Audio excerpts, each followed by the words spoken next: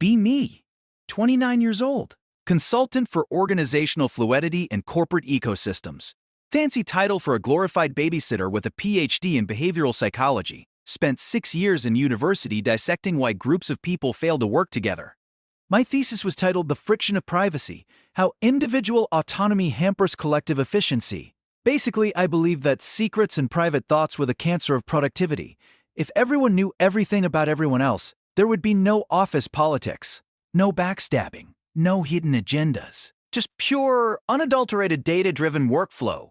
I had a reputation in the Bay Area. Companies called me when they were bleeding cash and culture but didn't know why. I was the surgeon who cut out the rot, or so I told myself. Get a call from a mid-sized fintech startup called Oraflow. They handle back-end payment processing for gig economy apps. Boring stuff, but high stakes. CEO is a guy named Julian, 35 going on 19, wears sustainable wool sneakers and drinks charcoal water. Constant state of panic masked by toxic positivity. We meet in a glass-walled conference room that smells like ozone and fear. Julian is vibrating. We're stagnant, man. We have the talent, we have the funding, but the energy is off. He waves his hands around. People are siloing. There's chatter. I feel like I'm steering a ship that doesn't want to turn. I nod, pretending to take notes in my Moleskine. I already know the problem. It's always the same problem. Humans are messy. They form cliques. They hoard information to make themselves indispensable. They protect their egos instead of the product. I have a solution, I tell him. But it's radical. It requires total buy-in. Julian leans in. I love radical. Disruption is our DNA. I slide a folder across the table. Project Panopticon. We don't call it that publicly, obviously. We call it the open ledger. The concept is simple, radical transparency. Not just open salaries. Open everything. Every email, public to the internal network. Every Slack DM readable by the team. Real-time peer reviews on every interaction. You finish a meeting, you rate everyone in the room on collaborative spirit and value add. These scores aggregate into a live contribution index displayed on monitors in the lobby. Gamification of social behavior. If you're a jerk, your score drops. If you're helpful, it rises. If you're hiding something, the data shows a void. Julian looks at the proposal. He looks at me. Is this legal? It's in the new employment contract addendum. Voluntary opt-in or severance package. But will they do it? They'll hate it for a week. Then they'll police themselves. Productivity will skyrocket because no one can hide incompetence anymore. Julian signs the check. I start on Monday. The office is typical tech dystopia. Exposed brick, massive monstera plants, beanbag chairs that no one actually sits in. The staff is divided into 2 distinct tribes. Tribe A, the visionaries, mostly marketing, HR, and product evangelists. Loud, young, constantly on Slack, obsessed with optics. They speak in buzzwords: synergy, drill down, circle back. Tribe B, the engineers, huddled in the darkest corner of the open plan. Noise-canceling headphones, hoodies up. They communicate in grunts and Jira tickets. They actually build the thing that makes the money. My target is to merge these tribes, to force the engineers to be part of the culture. We launch the open ledger on a Tuesday. I hold an all-hands meeting. I explain the system with a sleek slide deck. Transparency is trust. Trust is speed. The marketing team, Tribe A, loves it. A girl named Chloe, head of People Ops, is beaming. She raises her hand. This is so validating. Finally, emotional labor will be quantified. The engineers, Tribe B, are silent. They look at each other. One guy in the back, older than the rest, maybe 50. Gray beard, heavy flannel shirt, eyes like tired flint. His name is Victor, lead systems architect. He's the only one not looking at the screen. He's typing on a laptop, ignoring me completely. I make a mental note. Victor is the obstacle, the first week is chaos. People are terrified to send emails, but then the visionaries figure out the game. They realize they can farm points. They start holding unnecessary meetings just to rate each other 5 stars. Great sync, Chloe. Loved your energy. Thanks, Brad. Great active listening. Their contribution index scores soar. The monitors in the lobby show Chloe and Brad at the top of the leaderboard. Gold stars virtually pinning to their chests. Meanwhile, the engineers' scores tank. They don't rate people. They don't send kudos DMs. They just code. But under my system, just coding isn't enough. You need cultural buy-in. I sit down with Julian to review the week 1 data. Look at this. I point to the bottom of the list. Victor is in the red. He has 0 peer interactions. He declined 3 brainstorming blasts from marketing. His Slack usage is in the bottom 1%. Julian looks nervous. Victor wrote the core payment kernel. He's vital. No one is vital if they are a cultural deadweight, Julian. He is creating a toxicity of silence. He thinks he's above the system. If you let him opt out, the whole thing falls apart. Julian sighs. Okay, talk to him. I corner Victor in the break room. He's making coffee. Black. No sugar. He sees me coming and doesn't smile. Victor, I say, putting on my best concerned therapist voice. We noticed your engagement scores are critically low. He pours the coffee. I pushed 3 updates to the prod server this week. Uptime is 99.99%. That's technical output, Victor. We're talking about social output. You haven't rated any of your colleagues. He turns to me. I don't rate people. I debug code. People aren't code, Victor. You're right, code makes sense. He walks away. I feel the heat in my face. It's not just defiance. It's arrogance. He thinks his work speaks for itself.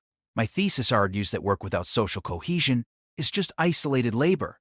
I decide to turn up the heat. I tweak the algorithm. I weight peer feedback higher than task completion. Suddenly, the engineers are plummeting on the leaderboard. The marketing team, sensing blood in the water, starts weaponizing the ratings. Chloe posts a public review of Victor, tried to ask Victor about the font on the payment gateway. He was dismissive and didn't make eye contact. 1 star for collaboration. Victor's score drops. Another one from Brad. Victor wasn't at the happy hour Zoom mix. Feels like he doesn't value the team's mental health. 1 star. It becomes a pile-on. The visionaries are using the system to enforce forced positivity. If you aren't smiling, you're failing. The other engineers start to crack. A junior dev named Sam starts showing up to the useless meetings. He laughs too loud at bad jokes. He sends emojis in every sentence. His score goes up. He looks miserable, dark circles under his eyes, but the data says he's a top collaborator. I feel a surge of pride. It's working. I'm modifying behavior in real time. But Victor doesn't budge. He sinks lower and lower. He becomes the office pariah. People avoid him in the halls because associating with a red score employee might hurt their own metrics. It's beautiful social engineering. Isolation as a correction mechanism. Week 4, the vibe check meeting. We gather in the atrium. I present the monthly winners. Chloe gets a $500 bonus for highest emotional intelligence score. She gives a speech about how community is our product. Then I put the needs improvement list on the big screen. Victor is at the absolute bottom. His face is projected in red. The room goes quiet. Victor is standing near the back eating a sandwich. He looks at the screen, looks at me. He takes a bite of his sandwich, doesn't look ashamed, looks bored. Julian steps up. Victor, man, we need to see a shift here. We're a family. You can't just live in the basement. Victor swallows. I'm not family, I'm an employee. I trade labor for currency. And right now, I'm trying to fix a memory leak in the transaction hash that none of your high EI stars noticed because they were too busy rating each other's outfits. Chloe gasps. That is so toxic. That is a direct attack on psychological safety, Brad adds. They all pull out their phones. I see the notifications popping up on the screen in real time. Hostile behavior, aggressive tone. Not a team player. Victor's score hits 0. I smile internally. He has to break now. He has to submit. I'm going back to work, Victor says. He walks out. The atmosphere is electric. The tribe is united against the outsider. I tell Julian later, he has to go. He's a cancer. He's proving that you can opt out of the culture. If he stays, the system has no teeth. Julian is sweating. But the memory leak, Sam can fix it. Sam has a high collaboration score. He learns fast. Julian nods. Okay, Friday, we let him go. Friday comes. We call Victor into the glass room. HR is there, Chloe, looking solemn but secretly thrilled. I sit in the corner, taking notes. Data collection. Julian fires him. Cultural incompatibility. Victor doesn't argue. He doesn't beg. He just slides his badge across the table. You guys have fun, he says. He packs his bag. No dramatic exit. No shouting. He just walks out the door. The office feels lighter immediately. The negative energy is gone. Chloe organizes a cleansing ceremony where they burn sage at Victor's old desk. Everyone rates the event 5 stars. Productivity, defined by social interactions, is at an all-time high. The Slack channels are exploding with positivity. I write a preliminary report for my portfolio. The excision of toxic elements in high-growth environments. 3 days later. Tuesday morning. I walk in with my latte. The office is chaos.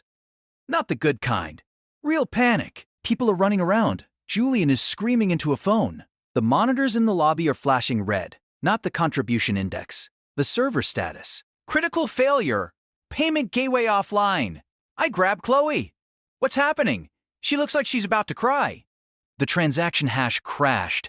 Thousands of payments are failing every second. We're losing clients. Where are the engineers? They're trying to fix it. I run to the engineering corner. Sam is sweating through his hoodie. He's staring at a wall of code that looks like the Matrix on steroids.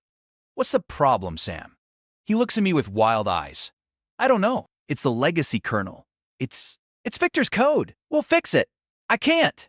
It's encrypted with a logic I don't understand. It's spaghetti code, but genius spaghetti code. Ask the team. Collaborate.